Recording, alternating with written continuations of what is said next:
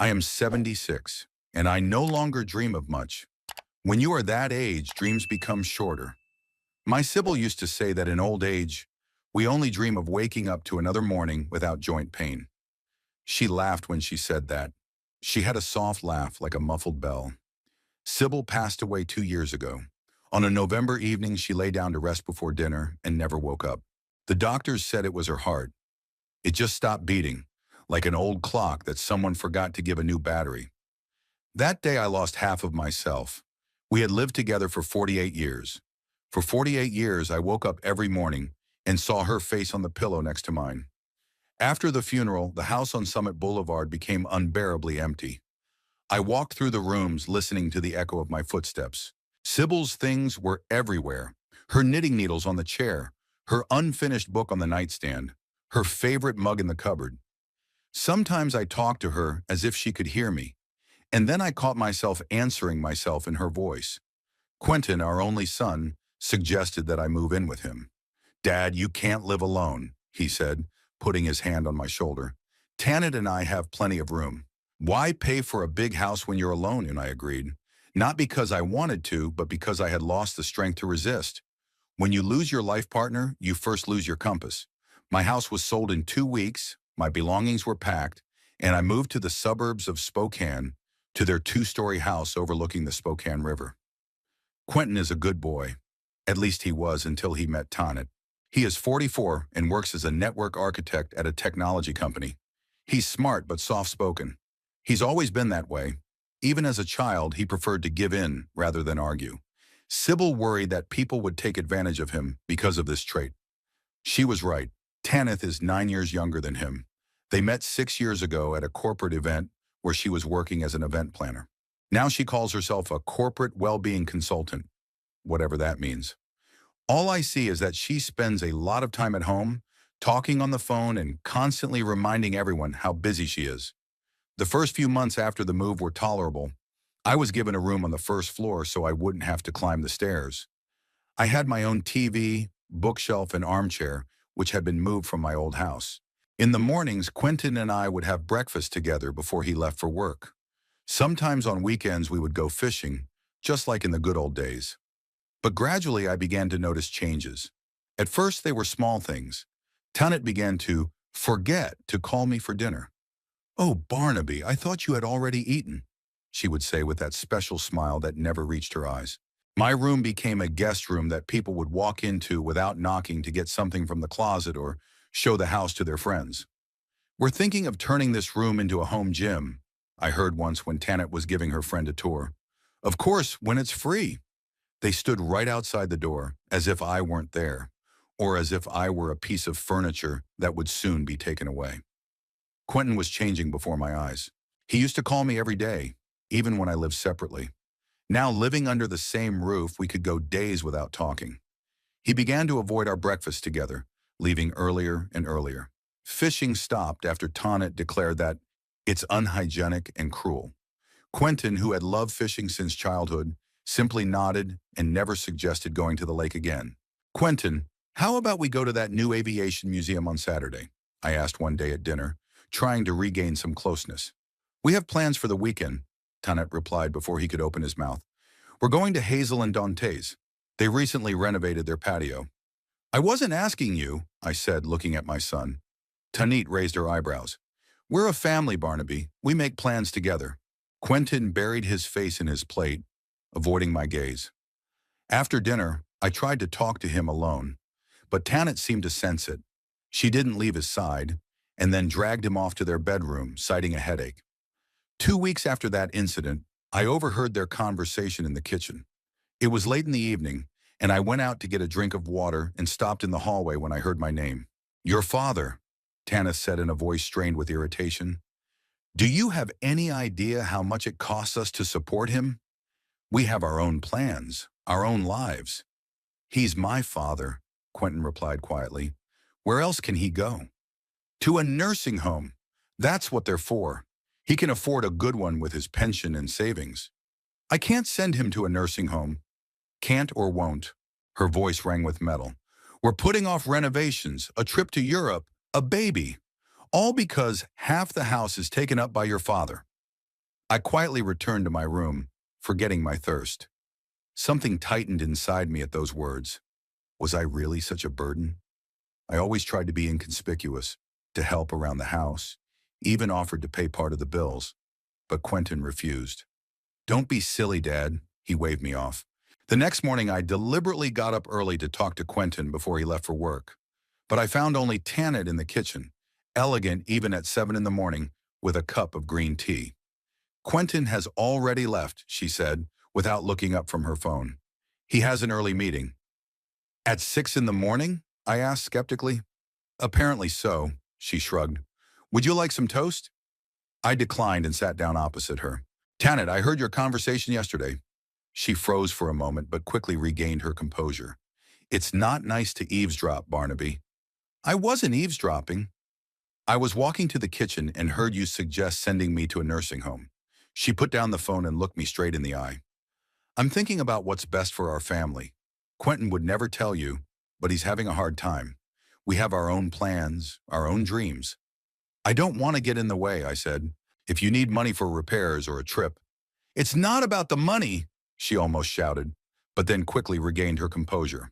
I'm sorry, it's about space, about freedom. Quentin and I want a baby. We need this room. I can move out, rent an apartment nearby. Quentin would never agree to that. She shook her head. He's too attached to you. It's not healthy for a man his age to be so dependent on his father. Dependent? My son has been avoiding me for the last few months as if I were a leper. What dependence? I'll talk to him, I said, standing up.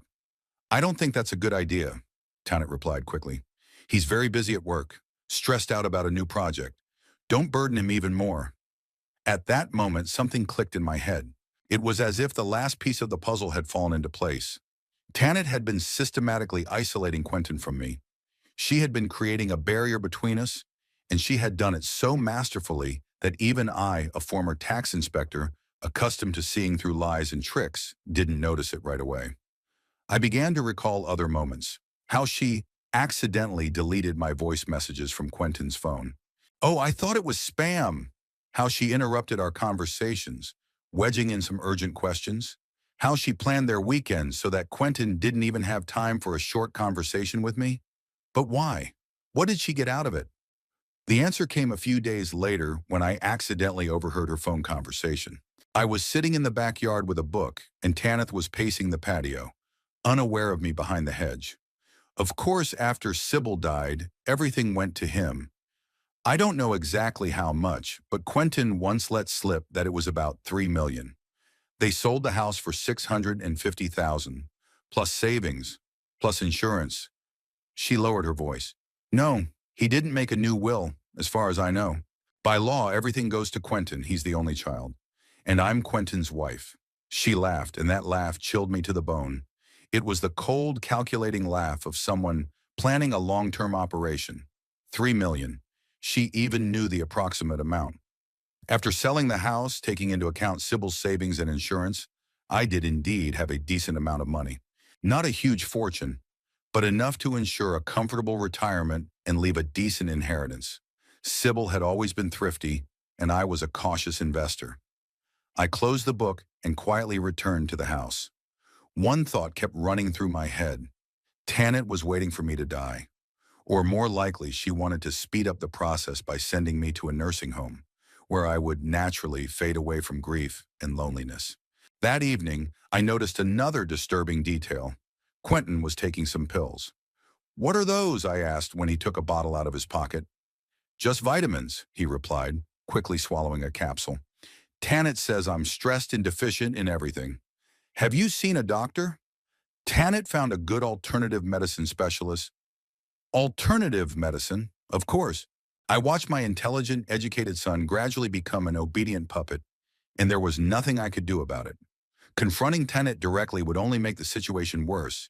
She would portray me as a senile old man trying to drive a wedge between husband and wife. I began to notice other worrying signs. Quentin became forgetful and apathetic. Sometimes he would stare at a single point, as if trying to remember something important. Once he forgot what day it was, and Tanit gently reminded him, as if he were a small child. Are you all right? I asked him when I managed to catch him alone in the garage. Yes, of course, he rubbed his eyes. Just tired. Lots of work. Those vitamins you're taking, are you sure they're safe? Tonnet takes care of me, he replied with that special intonation that appeared when he talked about his wife, as if repeating a memorized phrase. That night, I couldn't sleep for a long time. Something was happening to my son, and I couldn't just sit and watch. It was time to act. But how? Who should I turn to? The police? They would laugh at an old man who suspected his daughter-in-law of drugging his son with vitamins. And then I remembered Leighton. Leighton Hoff, my old friend from college, a retired lawyer. We hadn't spoken in several months since I moved in with my son. Tanit always found reasons to cancel our meetings, and then I just stopped suggesting them. Leighton wasn't just a friend. He was the person I trusted with the most complex legal issues. He helped Sybil and me draft our will. He knew everything about our finances and where our documents were kept. I decided to contact him as soon as I had the opportunity. I needed advice and possibly a plan of action. I couldn't let Tanit manipulate my son and wait for my death to inherit my estate. That night, I realized that I needed to outsmart Tanit at her own game. If she was playing the long game, so could I.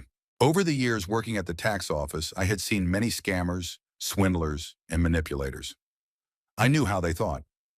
As I fell asleep, I began to think about a plan that would reveal Tanit's true intentions and save my son from her influence. I needed bait, something that would make Tanit show her true colors, and I already knew what it would be. Getting out of the house unnoticed was more difficult than I had expected. Tanit, like a guard dog, always knew where I was and what I was doing, but I was lucky.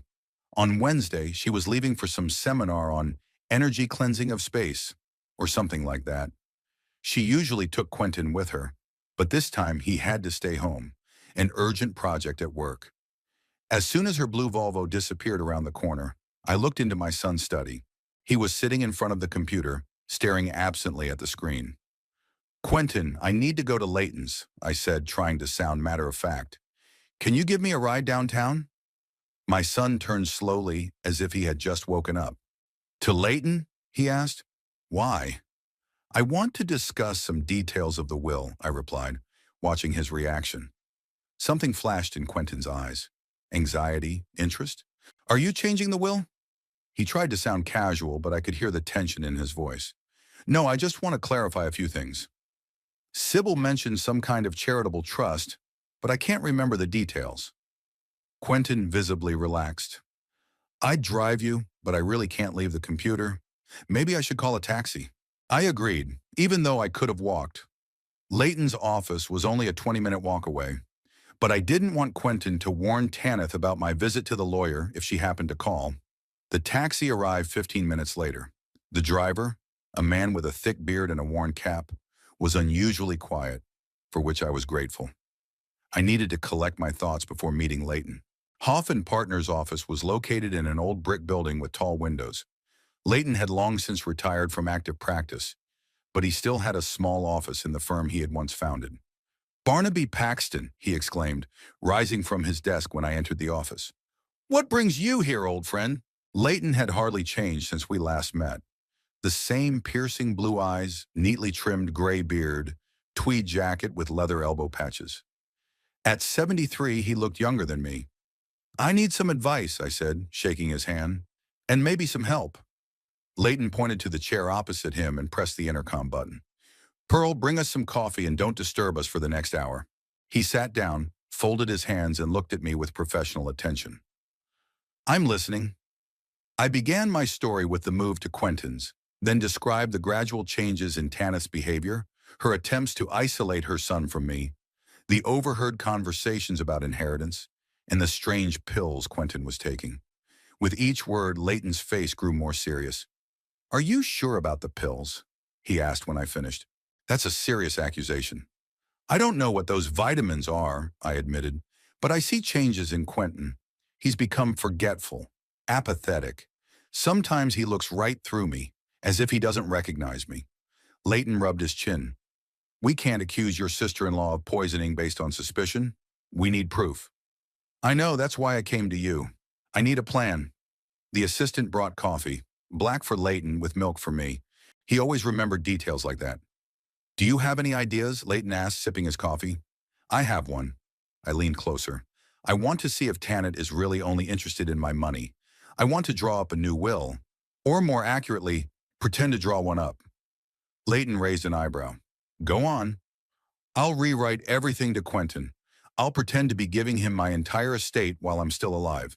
If Tanith is really waiting for me to die for the money, she should show her true colors when she realizes there's nothing left to wait for. And what do you expect? That she'll kick you out of the house as soon as Quentin gets the money? Exactly, I nodded. She considers me a burden. The only reason she tolerates me in the house is because she's afraid I'll change the will if they treat me badly. Leighton tapped his fingers thoughtfully on the table. Let's say you're right. Let's say she kicks you out as soon as she thinks they have the money. What then? Then we move on to plan B. We'll prove that she's manipulating Quentin, possibly even drugging him to control him. We'll challenge Quentin's legal capacity at the time the money was received. Leighton looked skeptical. Do you realize how difficult it is to prove incapacity, especially when it comes to your son, who appears to be functioning normally, goes to work? I know my business, I replied, but you know yours too. If there's a way to protect Quentin from this predator, you'll find it. Leighton sighed. Okay, let's look at your plan in more detail. You want to create a fictitious document transferring property. It has to look convincing enough for Tanith to believe, but it can't have any legal force. Exactly. We can draw up a deed of gift but not register it, or prepare documents for a trust fund without actually transferring the funds. I nodded. The main thing is that it looks impressive. $3 million is enough to make Tanit lose her head. Leighton took out a notebook and began to take notes. We need to think through every detail. If Tanit is really as calculating as you say, she may suspect a trick. She's smart, but greedy, I said, and greed often blinds people. We spent the next hour discussing the details of the plan. Leighton suggested creating a document transferring the property that would look official, with seals and witness signatures, but would actually be invalid due to intentional legal errors. The most important thing is that your real assets are protected, Leighton emphasized. We have to make sure that Tanith can't access your real accounts and investments if our plan works and she shows her true colors. What do you suggest? Transfer most of the funds to an irrevocable trust with you as the beneficiary. Quentin will be named as the heir, but only after your death and under certain conditions. I thought for a moment. Won't that arouse suspicion? If she checks, she won't be able to check, Leighton said confidently. The information about the trust will be confidential. The banks will only see large sums being moved, which will fit with our story about transferring the inheritance to Quentin. We continued to discuss the details. Leighton was in his element, working out the legal intricacies, anticipating possible obstacles, and finding workarounds. I watched him with gratitude. At 76, there aren't many people you can rely on unconditionally. Leighton was one of them. Now for Plan B, Leighton said when we were done with the first part, if Tanith really kicks you out after the transfer of the inheritance, we need to be ready to act quickly. What do you suggest? Temporarily restricting Quentin's legal capacity through the courts. We'll claim that he's under undue influence, possibly even the influence of unknown drugs. We'll request a medical examination. The court may refuse, I pointed out. It may, Leighton agreed, but we'll have witness testimony about Quentin's sudden change in behavior, about how Tanith isolated him, maybe even recordings of your conversations. Recordings? I interrupted. Are you suggesting we record them? It would significantly strengthen our position, Leighton said cautiously, but I understand your reservations. Recording conversations in someone else's home without their consent? There could be legal issues as well as ethical ones. I rubbed my forehead. The thought of spying on my own son was unpleasant, but what if it was the only way to save him? Let's put that question aside for now, I said. First, let's see how Tanit reacts to the transfer of the inheritance. Leighton nodded. Reasonable, but we still need to gather evidence of Quentin's strange behavior. Photographs, witness statements, maybe even samples of these vitamins for analysis. I'll try, I promised, although I had no idea how to get the pills for analysis. Tanit was always there when Quentin took them. Leighton glanced at his watch. I have a meeting in 15 minutes. Let's summarize. We'll create a fictitious document transferring your assets to Quentin. At the same time, we'll transfer your real funds to a secure trust. You'll sign the documents in Tanit's presence and observe her reaction. If she shows her true colors, we'll launch Plan B. We'll go to court with a petition to have Quentin declared incompetent due to undue influence. I nodded. Right. When can we start? I'll have the documents ready by the end of the week. But Barnaby, Leighton looked at me seriously. You have to understand the risks. If we're wrong about Tanith, it could destroy your relationship with your son forever. What if we're right and we don't do anything? I objected. I'll lose my son either way. At least this way, I have a chance to get the real Quentin back. Leighton stood up and held out his hand to me. All right, I'm with you. But be careful. If Tanith is really as manipulative as you describe, she could be dangerous. I shook his hand. I worked for 30 years in the tax office, Leighton. I've seen my share of crooks and con artists. I can handle it. On the way back in the taxi, I thought about our plan. It was risky, that was true. But what else could I do? Watch Tanith slowly destroy my son? Wait until she sent me to a nursing home and gain complete control over Quentin and my money? When I got home, Quentin was still working in his office. He barely noticed my return, muttering something without taking his eyes off the screen. I looked over his shoulder. The monitor displayed some complex diagrams and lines of code. At least he was actually working, and not just pretending. How's Leighton doing? Quentin asked without turning around. Fine. We discussed my financial affairs. And what did you decide? There was curiosity in his voice. I'm thinking about simplifying everything. Maybe I'll transfer some of my assets to you now, so there won't be any tax issues after I die. Quentin turned to me, and for a moment I saw a flash of his former clarity in his eyes. Dad, don't say that. You still have many years ahead of you. Of course, I smiled, but it's better to be prepared. He nodded and went back to work. I left the office feeling a strange mixture of hope and anxiety. Somewhere inside this apathetic, distracted man was still my son, and I was going to get him back, whatever it took. In my room, I sat down on the bed and took out my phone.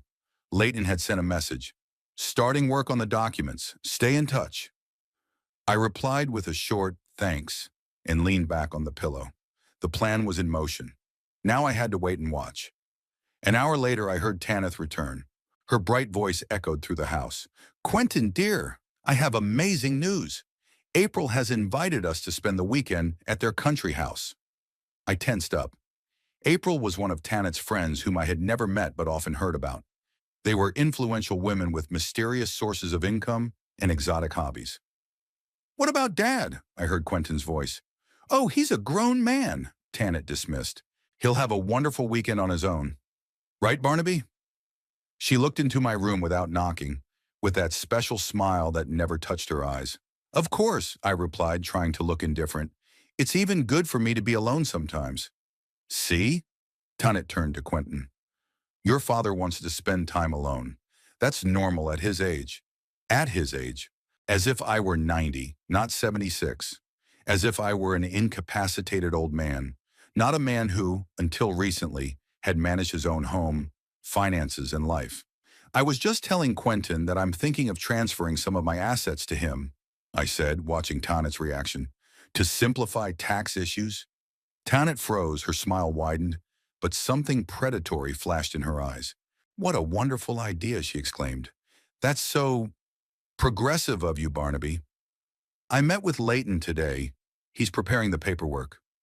Leighton Hoff? Your old lawyer friend? Tanith paused. He's retired, isn't he?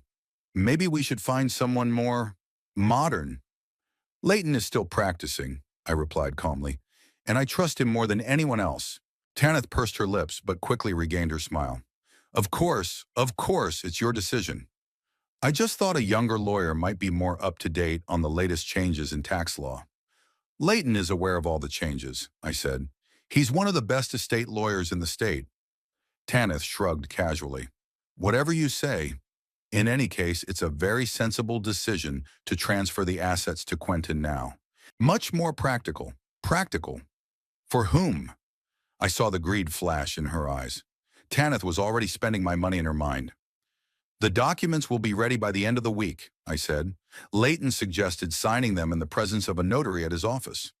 Oh, that's so formal, Tanit drawled. Why not do it here at home? We can invite the notary over and have a little family celebration. After all, it's an important event. A family celebration about an old man giving away his money. Had I ever felt more used? Maybe, I replied evasively. I'll talk to Leighton. Tanith beamed. Wonderful. I can organize everything.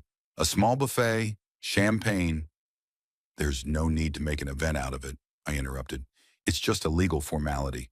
Of course, she backed down. But I could see that the idea of a celebration had not left her. Tanit fluttered out of the room, no doubt to tell her friends the news on the phone. I heard her excitedly saying in the hallway, "You won't believe it." I leaned back on the pillow and closed my eyes. The plan worked even better than I had expected. Tanit had taken the bait and was now hooked. All that remained was to wait for her to show her true colors. The next day, I called Leighton to tell him about Tanit's reaction. She's suggesting we have a family celebration with champagne, I said bitterly. Leighton chuckled. Not surprising. She's already spending your money in her mind. That's good for us. She'll be less cautious if she thinks she has victory in the bag. When will the documents be ready? By Friday. Do you want me to arrange for the signing to take place at the office or at your home? I thought about it. On the one hand, Leighton's office would be safer. On the other hand, if we wanted to see Tanit's true colors, it would be better to do it at home, where she felt comfortable and might be less cautious. At home, I decided, but without any unnecessary pomp. Just you, me, Quentin, Tanit, and the notary. Okay, I'll bring Diana Melrose. She's been with our firm for 20 years. She can be trusted. We agreed on a time, Friday, 6 in the evening. I felt a strange calmness as I made this decision. Perhaps because, for the first time in a long time, I was acting, not just reacting to Tanith's actions. The next few days passed in tense anticipation. Tanith was unusually kind to me, constantly asking if I needed anything, offering me tea, even baking my favorite apple pie. Quentin seemed oblivious to these changes, remaining in his usual half-asleep state. On Friday morning, Leighton sent a message. Everything is ready. See you tonight. I replied, I look forward to it. And it was true. I was really looking forward to this moment. The moment when the cards would be revealed, when Tanit's game would be exposed. But deep down, I was afraid. What if Leighton was right? What if our plan destroyed my relationship with my son forever? What if Tanit somehow outsmarted us? I pushed those thoughts aside. It was too late to have doubts. The wheel had already been set in motion, and it had to turn. The day of the signing was surprisingly sunny for late autumn in Spokane. The rays streamed through the curtains, creating intricate patterns on the living room floor. I sat in an armchair, watching Tanit bustle about, arranging glasses and laying out snacks on the coffee table. It's just a formality, I reminded her for the third time. You didn't have to prepare anything. Tanith gave me one of her fake smiles. But it's an important day for our family, Barnaby. We have to celebrate it properly. She was dressed in an elegant dark blue dress, her hair styled in an elaborate hairdo, and around her neck was a pearl necklace I had never seen before. It looked like she was getting ready for a social event rather than a home signing. Quentin, on the other hand, looked as if he had just woken up, even though it was almost 6 in the evening. In a crumpled shirt with a vacant stare, he sat silently on the sofa, occasionally rubbing his temples. Do you have a headache? I asked, leaning toward him. A little, he muttered. It's nothing serious. I gave him a pill, Tanit quickly interjected as she walked by with a bottle of champagne. It'll pass soon. I clenched my teeth to keep from saying something harsh. It would all be over soon. I just had to play my part until the end. At exactly 6 o'clock, the doorbell rang. Tanit hurried to open it, and Leighton and Diana Melrose entered the house, a petite woman with piercing brown eyes and a neat briefcase in her hands. Good evening, Leighton greeted us, extending his hand first to me, then to Quentin. This is Diana Melrose, the notary who will certify our documents today. Tanit clapped her hands. How nice to meet you. Come in. Make yourselves comfortable. Would you like some champagne? Not now, thank you, Leighton politely declined. Let's get down to business first, then we'll celebrate. We gathered around the dining table. Diana took the documents out of her briefcase and laid them out in front of us. Leighton took a seat next to me, and Tanith sat so she could see every page I signed. This is a gift agreement, Diana began in a formal tone. Under this agreement, Barnaby Wesley Paxton transfers property and financial assets totaling $3 million to his son, Quentin Ellis Paxton. I noticed Tanith's pupils dilate at the mention of the amount. Her hand involuntarily twitched toward the pearls around her neck. The document consists of the main agreement and appendices detailing the assets being transferred, Diana continued. All pages must be signed by both parties and certified by me as a notary public. She handed me the first page and a pen. I pretended to read the text carefully, even though I already knew every word. Leighton and I had drafted this document together, carefully considering every detail. The fictitious contract was drafted to appear completely legitimate to a non-professional, but it contained legal errors that rendered it invalid. Is everything okay? Tanit asked, leaning toward me. Maybe you need glasses? My eyesight is fine, I replied, signing the page with a flourish. We methodically worked our way through the stack of documents. I signed, Quentin signed, and Diana certified. Tanit kept her eyes glued to the papers, as if afraid of missing some important detail. When we got to the appendix describing the bank accounts, Tanit couldn't resist. What is this account? Paxton Trust Manager? I didn't know about it. It's an old account I opened when Quentin was a child, I replied calmly.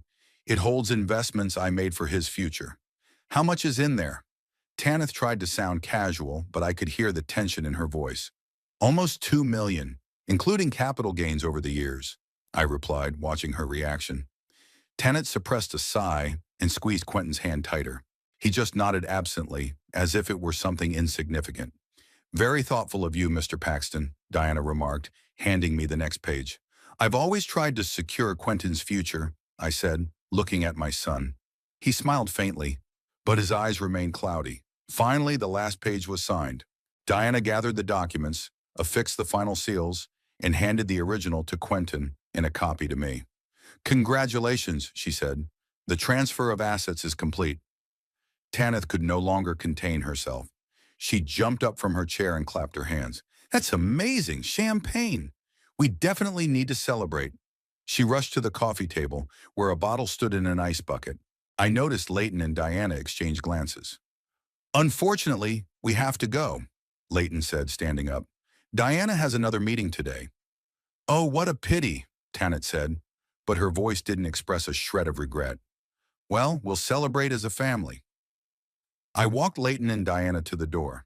As he shook my hand, Leighton squeezed it a little harder than usual. Stay in touch, he said quietly. I nodded and closed the door behind them.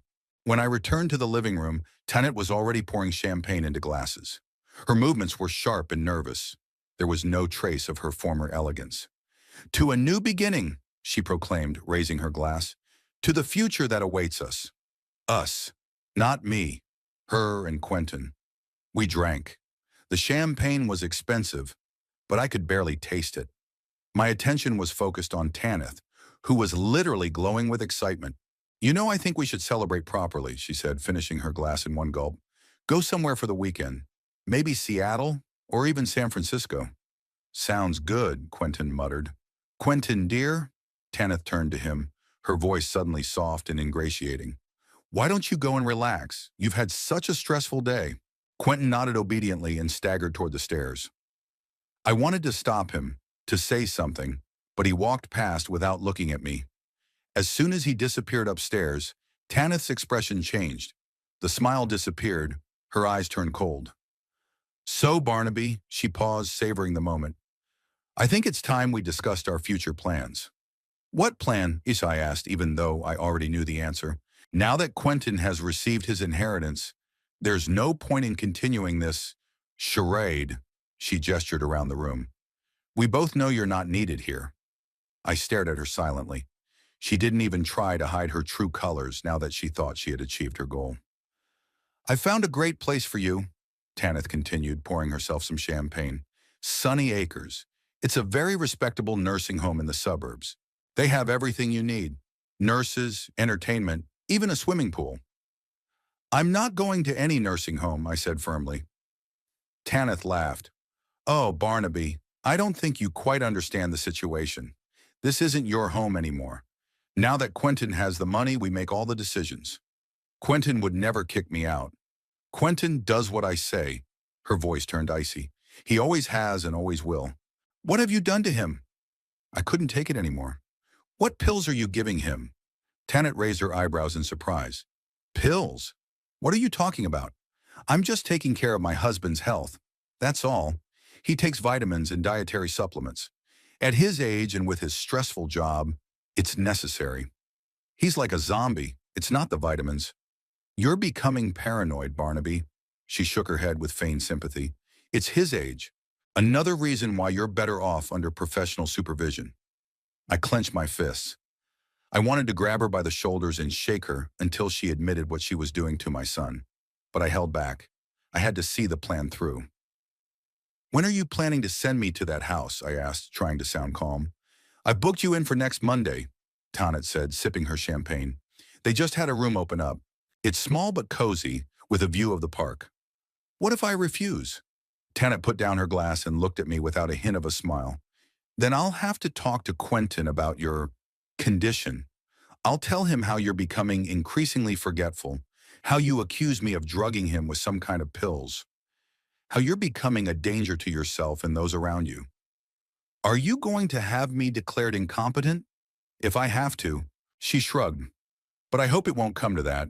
After all, we're family. She said the last word with such derision that it made me cringe. Family, I repeated.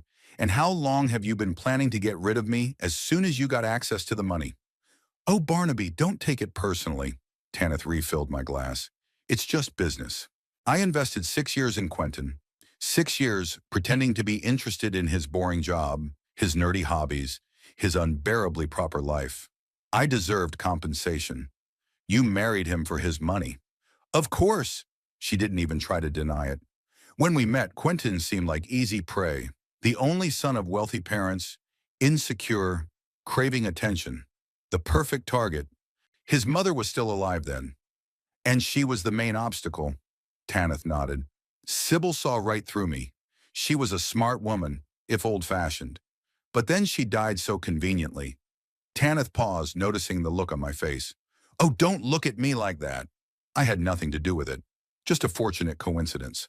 I struggled to contain my anger. And you waited for me to die. I did. But you turned out to be surprisingly resilient, she smiled. And then you moved in with us, and I had to pretend around the clock.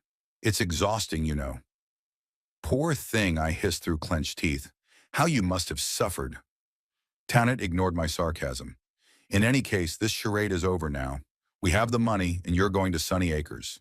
Everyone gets what they wanted. Except Quentin. Quentin got me, she smiled smugly. Trust me, he's happy with this deal. I shook my head. He's under the influence of something you're giving him. It's not love, it's control.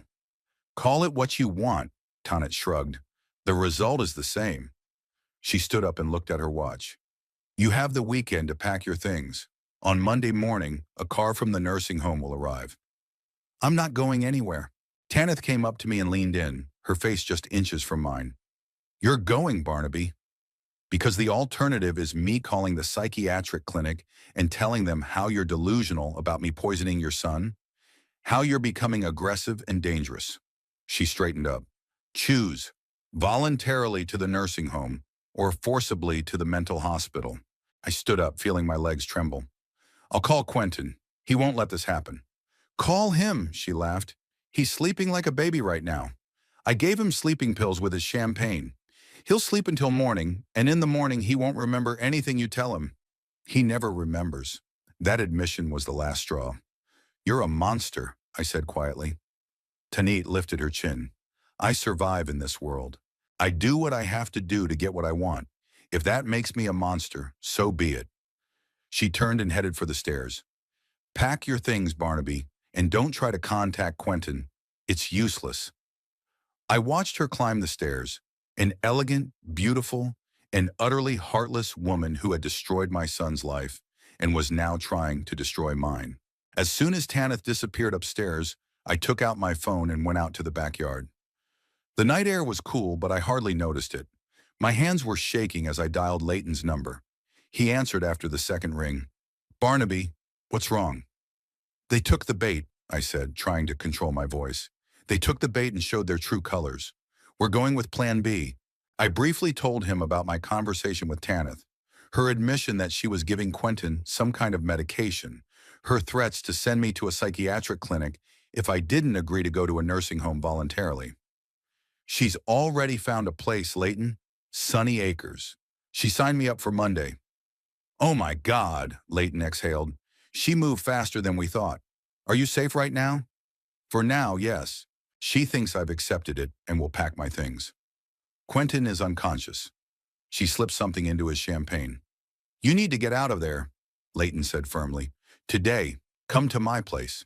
In the morning, we'll file a petition with the court for temporary guardianship of Quentin and an investigation into Tanith's actions." "I can't leave him with her," I objected. "What if she does something?" "Barnaby," Leighton interrupted me, "you won't be able to help your son if you end up in a psychiatric hospital. And that's exactly what will happen if you stay. Tanit will get rid of you by any means necessary." I knew he was right. I had to leave in order to be able to fight. "Okay," I agreed. "I'll pack the essentials and come over." "I'll be waiting," Leighton said. "Be careful." I ended the call and slowly returned to the house.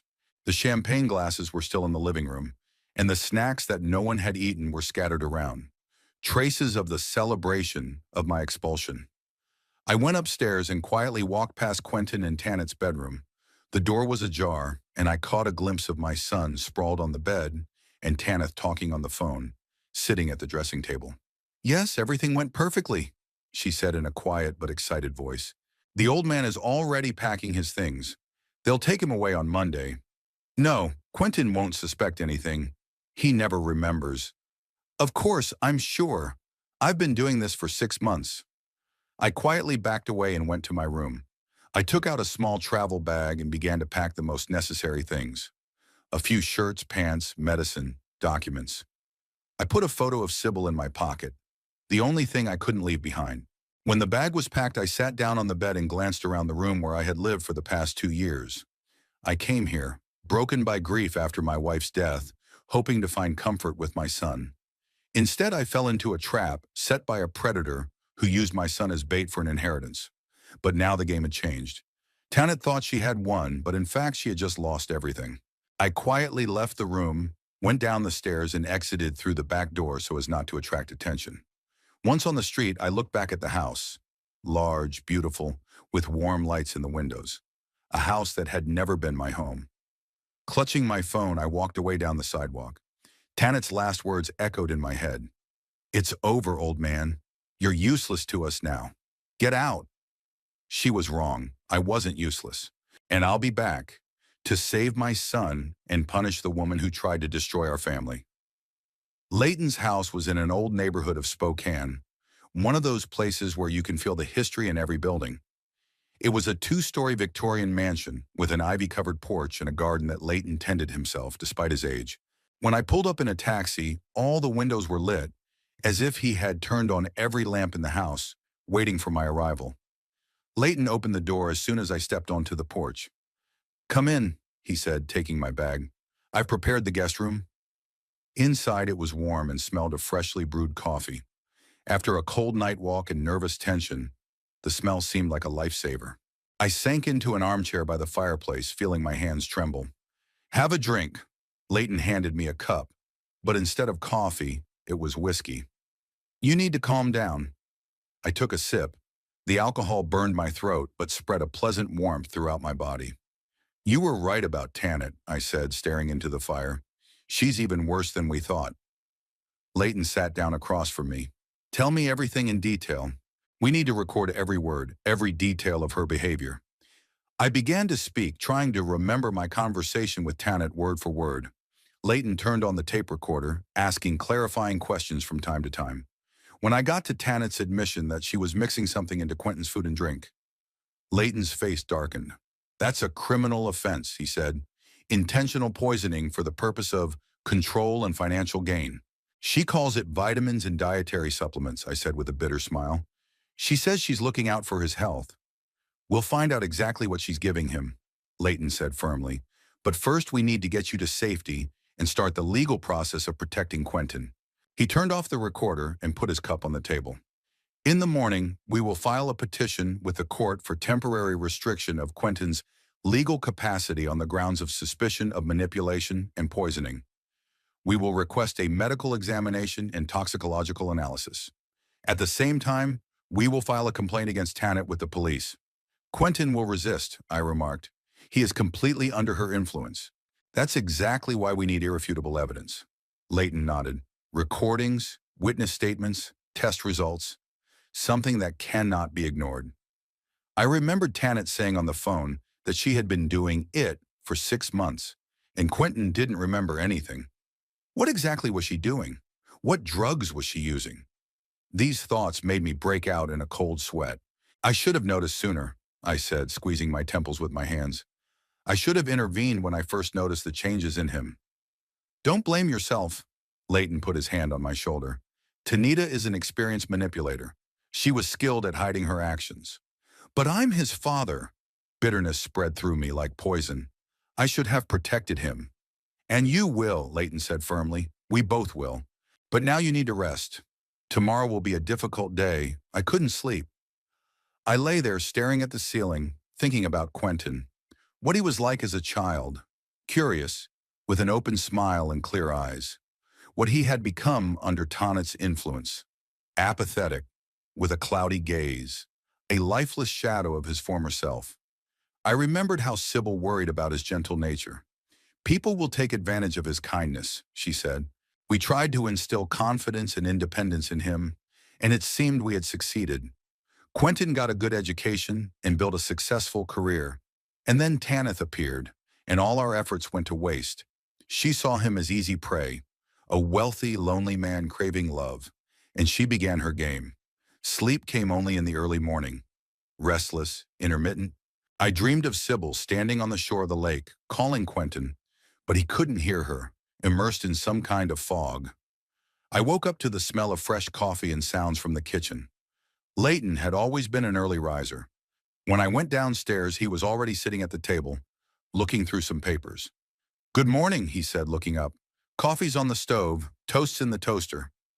I poured myself some coffee and sat down opposite him. What's this? I asked, nodding toward the papers. A court petition, Leighton replied. I've outlined the main points. Suspicion of intentional poisoning and manipulation for financial gain, a sudden change in Quentin's behavior and condition, your observations as a father, mine as a friend of the family. I looked over the document. It all looked convincing, but something was missing. We need evidence, I said. Specific facts, witness statements, medical reports. That's exactly what I wanted to talk about. Leighton put the papers aside and looked at me. We have several options. The first is to find witnesses to Quentin's strange behavior. Some of his colleagues, friends, or neighbors may have noticed the changes. I shook my head. Tanith methodically cut off all his contacts. First his friends, then his colleagues. He hardly talks to anyone but her. Then the second option is a medical examination. We need to get Quentin examined by an independent doctor and tested for psychotropic substances. But how can we get him to take the test? He won't agree voluntarily, and Tanit will do everything in her power to prevent it. Leighton tapped his fingers on the table. For that, we need a court order. And to get one, we need sufficient grounds for suspicion. It's a vicious circle, I sighed. Not exactly, Leighton leaned closer. There is a third way. We can start monitoring Tanit's financial transactions. I raised an eyebrow. How will that help? If she really believes she has access to your fortune through Quentin, she has probably already started spending it. Large purchases, money transfers, opening new accounts, all of these leave traces, and these traces can be used as evidence of her selfish motives. I thought about it. Tanit did seem very excited after signing the documents. She probably wouldn't waste any time. How can we check this? I have a friend at the bank where, as far as I remember, Quentin has his main account, said Leighton. He can't give us confidential information, but he can give us a general idea of any unusual activity. Is that legal? Leighton smiled. Not exactly. But I'm not asking for details, Just confirmation that something is going on. We'll get the rest through the courts. I nodded. Okay, what else? We need samples of those vitamins Tanit is feeding Quentin. If we can prove they are psychotropic drugs, the case will immediately become a criminal matter. But how do we get them? I don't live in the house anymore. Leighton paused, thinking about the question. Maybe we should try to contact Quentin directly? Call him, suggest a meeting? Tanit controls his phone, I shook my head. And after yesterday, she's probably turned him against me. She probably told him some story about how I went crazy and left. Then we'll have to go through official channels, Leighton decided. We'll file the application today and request expedited consideration. After breakfast, Leighton and I finished the application, gathered all the necessary documents, and drove to the courthouse. On the way, Leighton called an acquaintance at the bank and arranged to meet for lunch. Filing the application took longer than I expected. Despite all of Leighton's connections, we had to go through the standard procedure, fill out numerous forms, provide supporting documents, and wait for preliminary review by the judge. We headed to a small cafe near the bank where we were to meet Leighton's contact. I was so absorbed in thoughts of Quentin that I hardly noticed where we were going. Barnaby, Leighton's voice brought me back to reality. Look across the street. I looked up and saw Tanith coming out of a jewelry store. Even from a distance, I could see her beaming with delight. Around her neck was a new necklace that definitely hadn't been there yesterday. She's not wasting any time, I muttered. And that's good for us, Leighton remarked. The more traces she leaves, the easier it will be to prove her true motives. We went into a cafe and took a table by the window. Soon we were joined by a friend of Leighton's, an elderly man in a formal suit with a neatly trimmed beard. Randall, this is my friend Barnaby Paxton, Leighton introduced me. Barnaby, this is Randall Tugg, senior manager at First Northwest. We shook hands. Randall looked tense. Leighton, I can't disclose confidential customer information, he said immediately. It's against bank policy and the law. We're not asking for details, Leighton reassured him. Just a general idea of unusual activity that could indicate financial crime. Randall pursed his lips. Even that is a gray area. This is about my son, I interjected. His wife is manipulating him, possibly even giving him drugs to control him and gain access to my money. We have already filed a lawsuit, but we need additional evidence. Randall's expression softened. I understand your concern, Mr. Paxton, and to be honest, there are reasons for alarm. What do you mean? I tensed up. Randall looked around, as if checking to see if anyone was listening. Over the past 24 hours, there have been several large transactions on your son's account. Purchases at jewelry stores, designer boutiques, a down payment on a luxury car, and this morning there was an attempt to transfer a significant amount to an offshore bank account. An attempt? Leighton asked. Yes, Randall nodded. The transaction was suspended by the bank's security system for additional verification. Such transfers require the personal presence of the account holder and additional identification. Did Quentin come to the bank? I asked. No. Randall shook his head. A woman claiming to be his wife tried to make the transfer by power of attorney. But the power of attorney was not properly certified, and the transaction was rejected. Leighton and I exchanged glances. Tanit was acting even more brazenly than we had expected. She tried to transfer the money offshore? I asked. How much? Randall hesitated. I can't give you an exact amount, but it was substantial. Enough to interest the financial police? Leighton clarified. Randall nodded. More than enough. If the transaction had gone through, it would have automatically come under scrutiny. Randall, Leighton leaned toward him. If we obtain a court order to disclose information about Quentin Paxton's accounts as part of an investigation into possible fraud, will you be able to provide the full details? Of course, Randall nodded. With a court order, no problem. In the afternoon, Randall called. Mr. Paxton, she came to the bank again, this time with your son. With Quentin? I tensed up. How did he look? Not very good, to be honest. Randall's voice sounded alarmed. Pale, sluggish. He didn't seem to quite understand what was going on. What did they want? To withdraw a large amount of cash. But such transactions require advance notice, so they were refused. The woman was very unhappy, almost causing a scene. Did they leave? Yes, but she said she would be back tomorrow, and the money should be ready by then. Randall paused. Mr. Paxton, I shouldn't say this, but your son looked like he was under the influence of strong sedatives.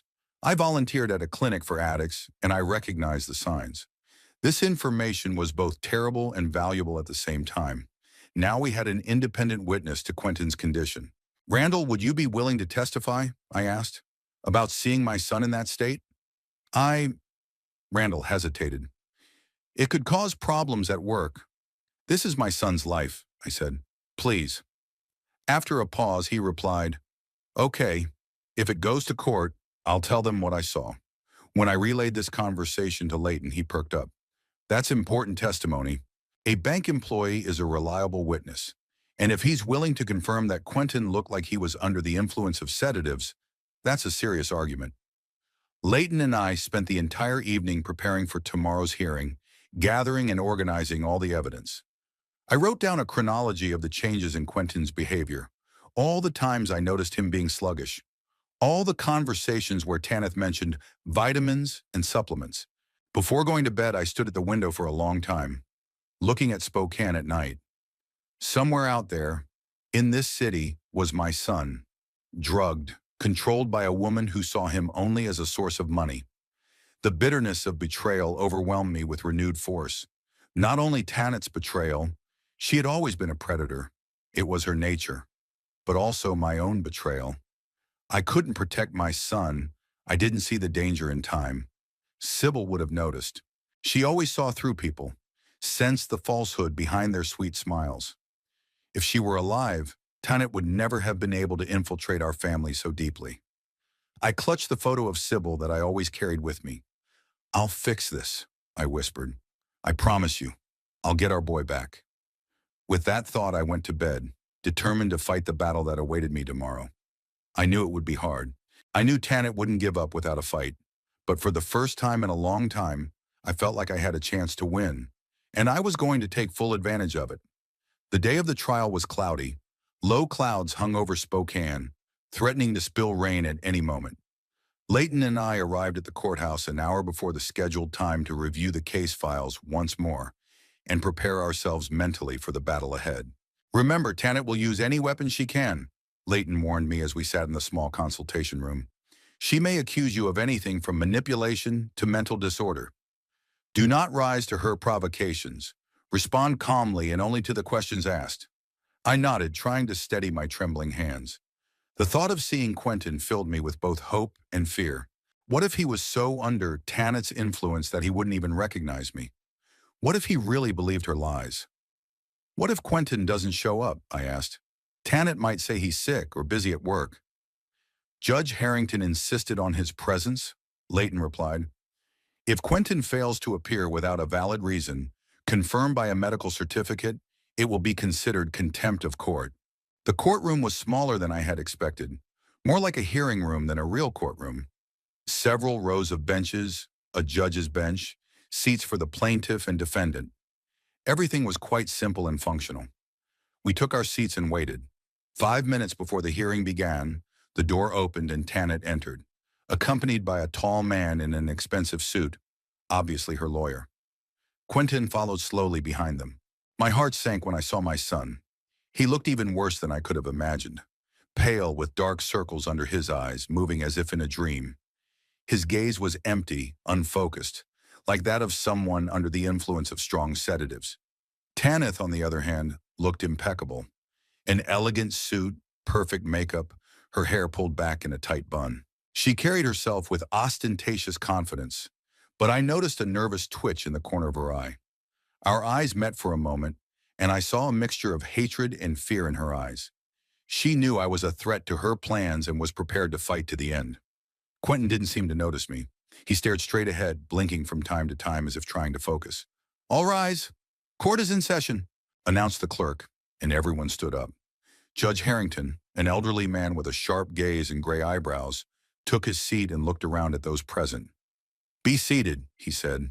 We are gathered here today to consider the temporary incapacitation of Quentin Ellis Paxton based on a petition filed by his father, Barnaby Wesley Paxton, alleging possible psychological pressure and abuse of trust by his spouse, Tanith Rebecca Paxton.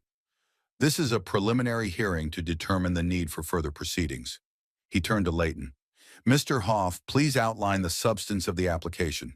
Leighton stood up and began to speak, clearly, confidently, professionally. He outlined our family history, my move-in with Quentin after Sybil's death, the gradual change in my son's behavior under Tanith's influence. Then he moved on to specific facts, Quentin's systematic isolation from me and other loved ones, the strange vitamins Tanith gave him, his gradual sluggishness and forgetfulness. Your Honor, Leighton continued, we have reason to believe that Tanith Paxton systematically administered drugs to her husband that affected his cognitive functions and willpower in order to gain control over his finances. Once she believed she had gained access to a significant amount of money through a fictitious gift agreement, she immediately began spending on luxury items and attempted to transfer a large sum to an offshore account. Tanith's lawyer jumped up. Objection! These are baseless accusations without evidence. Overruled, the judge said calmly. Mr. Hoff is representing the applicant's position. You will have the opportunity to refute his statements. Continue, Mr. Hoff. Leighton nodded and presented our evidence to the court. My testimony about the conversation with Tanith, where she effectively admitted her motives, an audio recording of that same conversation, a timeline of changes in Quentin's behavior, Randall Tagg's testimony about Quentin's condition at the bank, and Tanith's attempt to transfer a large sum of money to an offshore account. When the audio recording was played, in which Tanith said that she gives him sleeping pills with champagne, and that he will sleep until morning, and in the morning he won't remember anything you tell him, a heavy silence fell over the courtroom. I saw Tanith turn pale, and her lawyer feverishly took notes. Quentin seemed to show interest in what was happening for the first time. He turned his head and looked at Tanith with a long, uncomprehending gaze. Your Honor, Leighton concluded, we request that Quentin Paxton undergo a medical examination, including toxicological analysis, and that his legal capacity be temporarily restricted and his father, Barnaby Paxton, be appointed as his temporary guardian until the investigation is complete. The judge nodded and turned to Tanith's lawyer. Mr. Green, it's your turn. The lawyer stood up, straightening his jacket.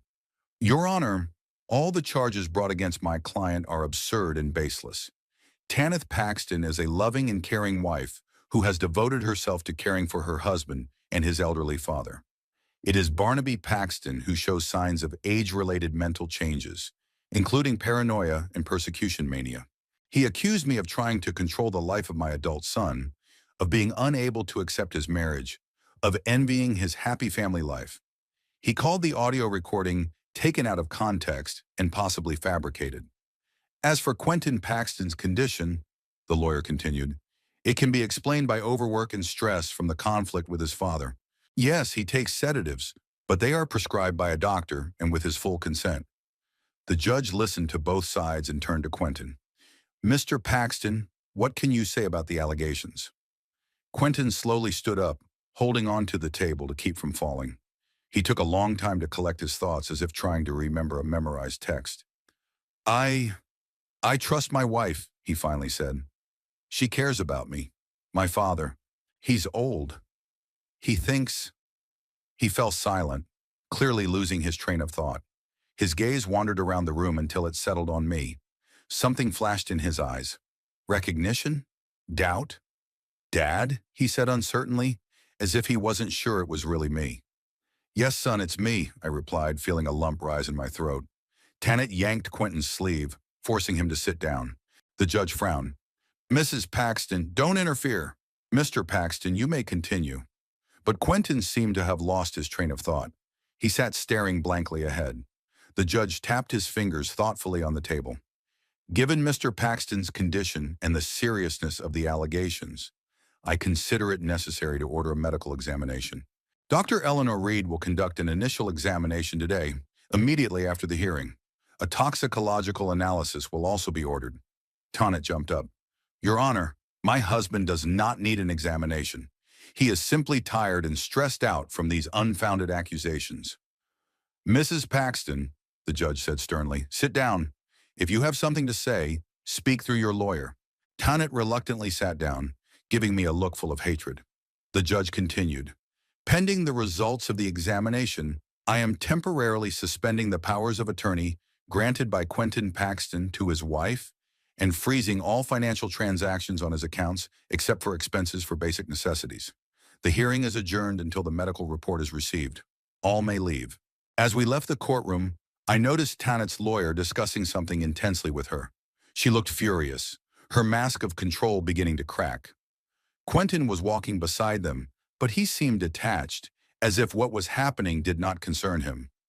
Once he turned and looked at me with a long, uncomprehending gaze before Tanit pulled him toward the exit.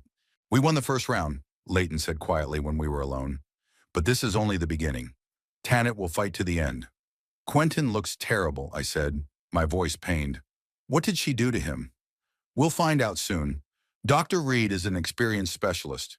She'll quickly determine if he's under the influence of any drugs." We waited in the hallway while Quentin was examined by the doctor in a separate room.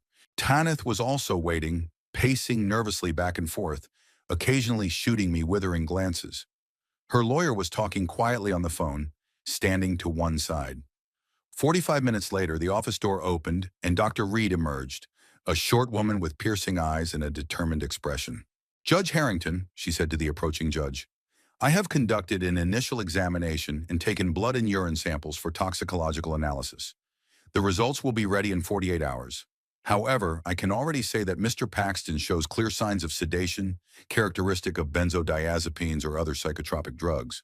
His coordination is impaired, his speech is slurred, and he exhibits cognitive sluggishness." "That's slander," Tanit exclaimed. "My husband is just overworked. He takes mild sedatives prescribed by his doctor." "May I see the prescription?" Dr. Reed asked. Tanit hesitated. It's at home. I can bring it tomorrow." "I would also like to speak with the doctor who wrote the prescription," Dr. Reed remarked. "What's his name?" Dr. Morris," Tanit said uncertainly. "Full name and contact details, please," Dr. Reed insisted. Tanit glanced at her lawyer, who shook his head slightly. "I'll provide that information tomorrow," she said. Dr. Reed turned to the judge. "Your Honor, I recommend immediate hospitalization for Mr. Paxton for detoxification and observation. His condition is cause for serious concern." Tanit turned pale. "No, that's not true. You can't just take my husband away." The judge raised his hand to stop her. "Mrs. Paxton, calm down. Dr. Reed, do you believe Mr. Paxton's condition requires immediate medical intervention?" "Yes, Your Honor. I suspect chronic sedative intoxication. Gradual withdrawal under professional supervision is required. Otherwise, serious complications are possible." The judge nodded. "In that case, I order Mr. Paxton to be admitted to Spokane Medical Center for detoxification and further examination. Mrs. Paxton, you are required to provide information about the prescribing physician and the prescription itself by the end of the day. Otherwise, I will be forced to consider this contempt of court." Tanit looked as if she was about to explode, but her lawyer held her by the arm and whispered something in her ear. She took visible effort to compose herself. "Fine, Your Honor," she said through clenched teeth. "I will provide all the necessary information." As Quentin was led out of the office to be taken to the hospital, he looked confused and frightened. His gaze wandered until it stopped on me. And then, for the first time in a long time, I saw a glimmer of awareness in his eyes. "Dad," he whispered as he passed me, "what's going on?" "Everything will be fine, son," I replied, struggling to hold back the tears. "We'll help you." Tanita tried to go with him, but the judge stopped her. "Mrs. Paxton, you are not allowed to have contact with your husband at this time without the presence of medical personnel or a court representative." I, on the other hand, was allowed to accompany Quentin to the hospital, although I could not stay with him in the ward, only in the waiting room. As we rode in the ambulance, Quentin sat with his head in his hands. "My head is spinning," he muttered. "Everything is foggy." "It will pass," Dr. Reed assured him. "We will help you cleanse your body of the drugs they gave you." "Drugs?" He raised his head. "What drugs?" "We'll find out, Mr. Paxton," she said gently. "Right now, you need to rest." At the hospital, Quentin was immediately taken for tests, and I stayed in the waiting room. A few hours later, Dr. Reed approached me. "Mr. Paxton," she said, "preliminary tests show the presence of benzodiazepines and other sedatives in your son's blood at doses significantly higher than therapeutic levels. In fact, these are doses that can cause serious addiction and cognitive impairment. I felt anger boiling up inside me. Did she deliberately poison him? It looks that way, Dr. Reed nodded. The combination of drugs was chosen to cause lethargy, increased suggestibility, and amnesia, a classic pattern for manipulating a person. How long did this go on? Judging by your son's condition, at least 6 months, possibly longer. These drugs must be withdrawn gradually, otherwise there could be serious complications, including seizures and psychosis. How long will the detoxification take? From 2 weeks to a month, depending on the severity of the addiction, Dr. Reed replied. But in a few days, we will see an improvement in cognitive function as the level of drugs in the blood decreases. I was shocked. Tanit had been systematically poisoning my son for months, turning him into an obedient puppet. This went beyond simple manipulation. It was a real crime. The next day, a new hearing was held. Tanit was unable to provide either a prescription or the contact details of the doctor who allegedly prescribed it. Instead, she changed her tactics and claimed that Quentin had purchased the drugs himself to cope with stress and that she knew nothing about it.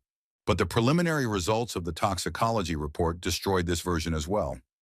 Quentin's blood contained drugs that cannot be purchased without a special prescription, and traces of long-term use of sedatives were found in his hair. When this evidence was presented to the court, Tanit lost her composure. "It's all a lie," she shouted. "It's a conspiracy against me. Quentin loves me. He took those pills himself." Her lawyer tried to calm her down, but it was too late. The mask had slipped, and everyone saw her true face. Judge Harrington, observing this scene, made his decision. In light of the evidence presented and Mrs. Paxton's behavior, I ruled to temporarily restrict the legal capacity of Quentin Ellis Paxton until his mental and physical condition is fully clarified. His father, Barnaby Wesley Paxton, is appointed as temporary guardian. Mrs. Paxton is prohibited from any contact with her husband without the presence of a court representative or medical personnel. All financial transactions made after the signing of the gift agreement are deemed invalid and subject to cancellation. Tanit was furious. "You can't do that. The money belongs to us. I earned it." The judge looked at her sternly. "Mrs. Paxton, one more word and I will find you guilty of contempt of court. Furthermore, the case will be referred to the prosecutor's office for possible criminal prosecution for intentional poisoning and financial fraud." This blow silenced Tanit. She looked at the judge with hatred, but said no more. After the hearing, Leighton shook my hand. "Congratulations, Barnaby. We won the first stage. Now we need to focus on Quentin's recovery. And on returning the stolen property," I added. "Tanith has managed to spend a lot of money over the last few days." "Don't worry about that," Leighton reassured me. "Most of the purchases can be returned, and the transfer to offshore accounts never took place. The most important thing right now is Quentin's health." In the days that followed, I spent most of my time at the hospital, watching my son slowly come back to life. As the drugs were withdrawn from his system, Quentin became more and more aware and began to understand what had happened to him. It was a painful realization. When he realized that Tanith had systematically poisoned him, manipulated him, and tried to steal his inheritance, he fell into a deep depression. "How could I have been so blind?" he asked, staring at the hospital room ceiling. "How could I not have seen who she really was?" "She's a professional manipulator," I replied, sitting by his bed. "She chose you precisely because you are kind and trusting." "I loved her," he whispered. "At least I thought I did." "It wasn't real love, son. It was chemical dependency and psychological pressure. True love does not require control and submission." Quentin was silent for a long time, digesting this thought. Then he turned to me.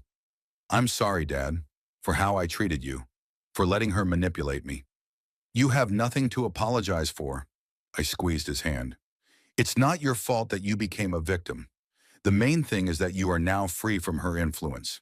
When Quentin was strong enough to testify, he told the investigators everything he could remember. His memories were fragmented due to the amnesic effect of the drugs Tanit had given him, but even that was enough to confirm our accusations. He remembered how Tanit first offered him vitamins and concentration-enhancing supplements, then gradually increased the dose until he became completely dependent. How she isolated him from his friends and colleagues, controlled his schedule, and checked his phone and email. This testimony, combined with medical evidence and testimony from other people, finally convinced the court that our accusations were valid. Judge Harrington ruled to completely annul the fictitious gift agreement, return all items illegally acquired by Tanit, and compensate for financial damages. Furthermore, the case materials were forwarded to the prosecutor's office to initiate criminal proceedings against Tanit for intentional poisoning, fraud, and psychological abuse. When news of our case reached the local press, other witnesses came forward.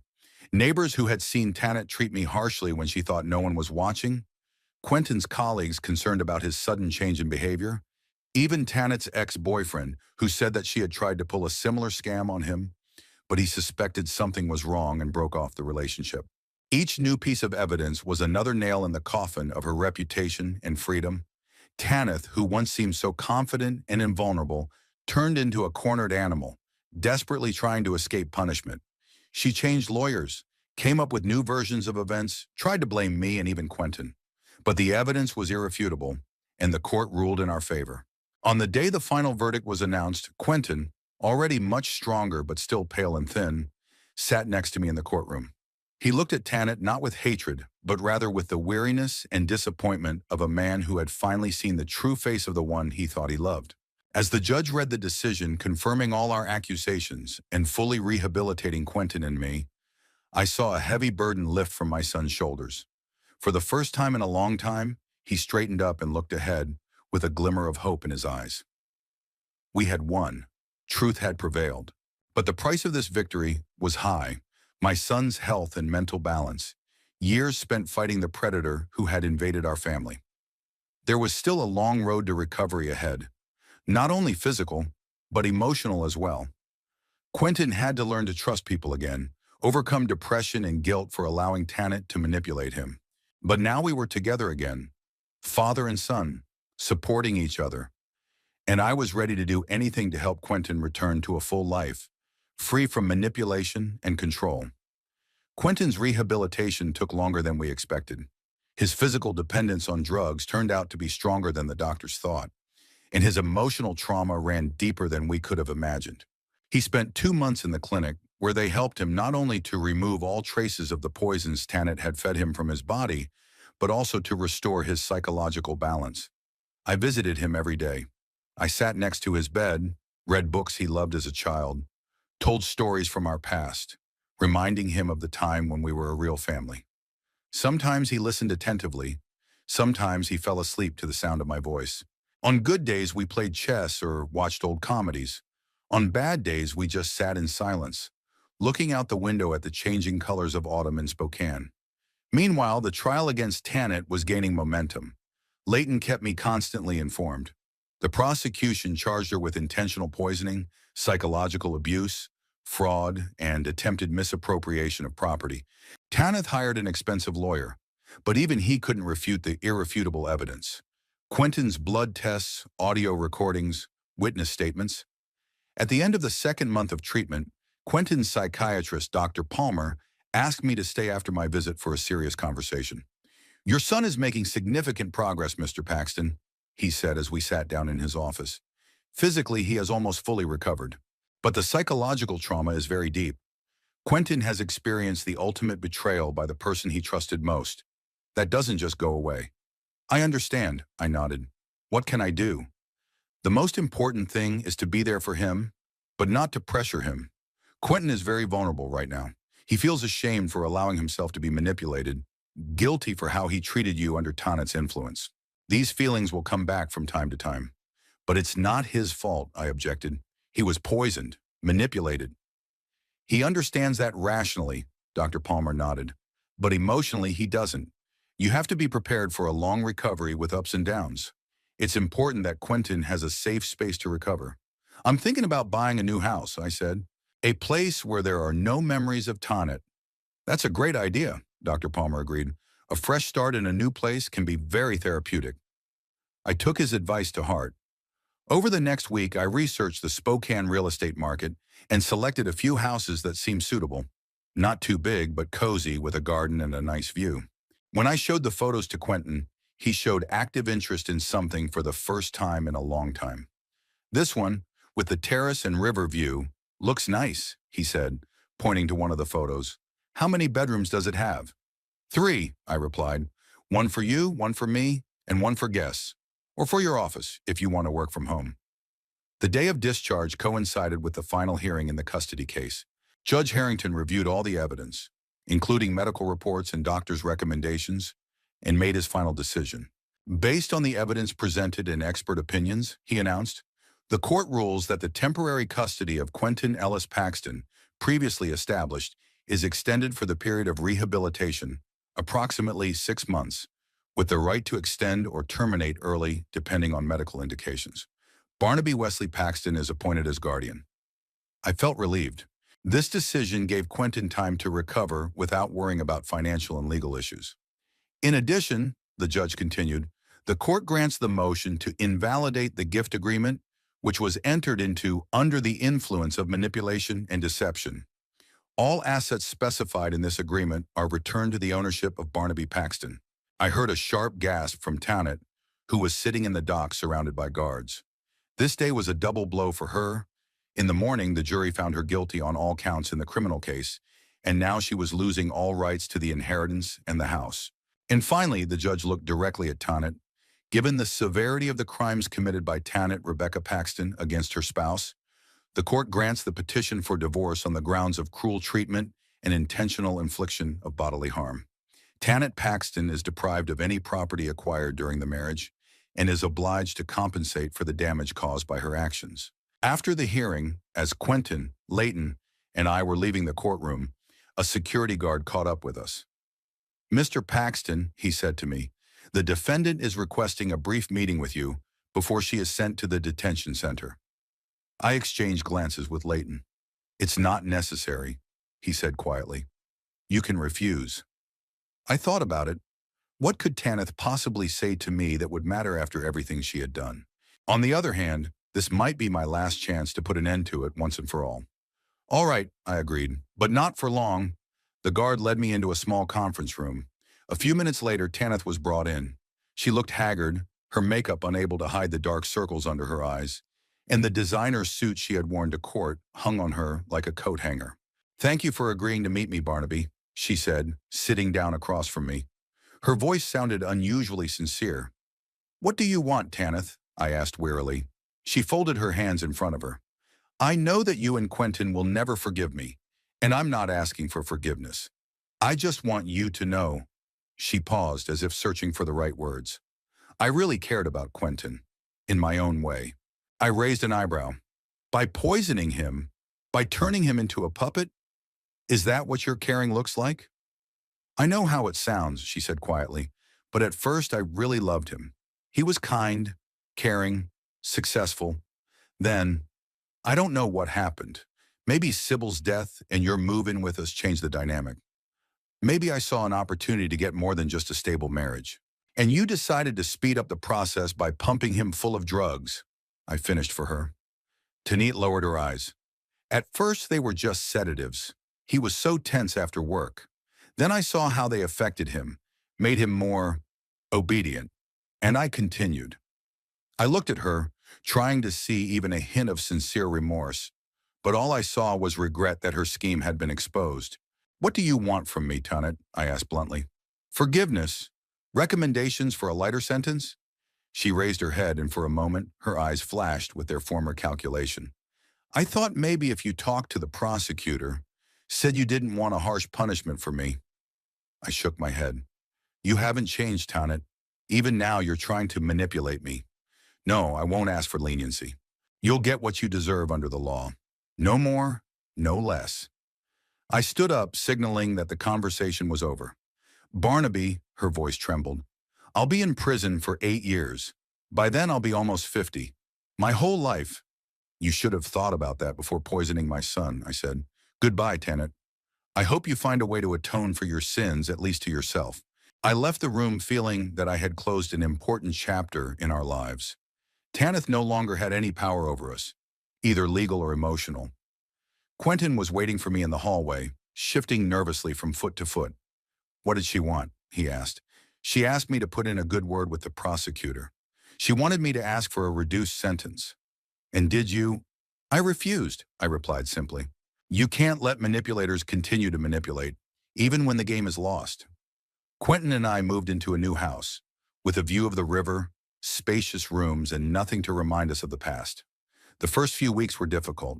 Quentin often woke up at night from nightmares, sometimes fell into apathy, and could sit for hours by the window, looking at the river and not saying a word. I tried to be there for him without imposing myself. I cooked his favorite meals, suggested activities we could do together, but never insisted if he refused. Gradually, he began to thaw. At first, it was small steps, helping with dinner, suggesting a game of chess, asking if I wanted to take a walk to the river. A month later, he mentioned returning to work for the first time. I talked to Roland, he said at breakfast. He suggested starting with part-time work, working from home a couple of days a week. That's a great idea, I agreed. If you feel ready. I'm not sure, he admitted. But Dr. Palmer says structure and routine will help. And I miss work, actually. I saw this as a good sign. The desire to return to professional life meant that Quentin was beginning to look to the future rather than dwelling on the past. 3 months after the move, based on Dr. Palmer's reports, the court lifted Quentin's legal incapacity. He was once again able to fully manage his finances and legal affairs. When Leighton brought us the documents, Quentin looked both happy and scared. This doesn't mean I'll stop supporting you, I assured him. I'll always be there if you need help or advice. I know, Dad, he smiled weakly. It's just strange to be an adult again, fully responsible for myself. That evening, we sat on the terrace watching the sunset over the river. The air was fresh, with the light scent of pine trees growing at the edge of our property. I've learned a lot these past few months, Quentin said unexpectedly, about myself, about people, about how easy it is to lose yourself if you're not careful. Me too, I admitted. I've learned not to take love and intimacy for granted, to see the warning signs, to trust my intuition. Quentin nodded. Mom saw right through Tanit from the first time she met her, didn't she? Yes, I smiled, remembering. Sybil always sensed insincerity. That girl doesn't see you as a person. She sees you as an ATM, she told me after my first dinner with Tanit. I should have listened, Quentin sighed, but I was so caught up, so sure I knew better. We all make mistakes, son. I looked at him. What matters is not that you fell, but that you found the strength to get back up. We were silent, watching the last rays of the sun paint the river gold. Do you think we'll ever be able to trust people again? Quentin asked quietly. After everything that's happened? I thought about it. Tanit's betrayal had left deep scars on both of us. Quentin had lost his wife and his faith in his ability to judge people. I had lost years of my life with my son and nearly lost him. Was it possible to open up to the world again after that? I think we'll be more careful, I replied. More careful about who we let into our lives. But to shut ourselves off completely from people is to let Tanit win, even from prison. Quentin thought about my words. You're right. I don't want to spend the rest of my life in fear. I don't want to see every person as a potential manipulator. Balance, I said. The wisdom lies in finding a balance between trust and caution. We fell silent again, each lost in our own thoughts. There was still a long road to recovery ahead of us. Tanit had inflicted deep wounds that would not heal quickly. But sitting here on the terrace of our new home, with my son by my side, I felt hope. For the first time in a long time, I could look to the future without fear. The river flowed before us, relentless and strong, overcoming all obstacles in its path. Just like Quentin and me, betrayal had taught us to value true loyalty. Loss helped us understand what was truly important. And although I knew I would never forgive Tanit for what she had done to my son, I was grateful for the lesson I had learned. Family values cannot be taken for granted. They must be cherished, protected, and defended, even if it means going through pain and betrayal.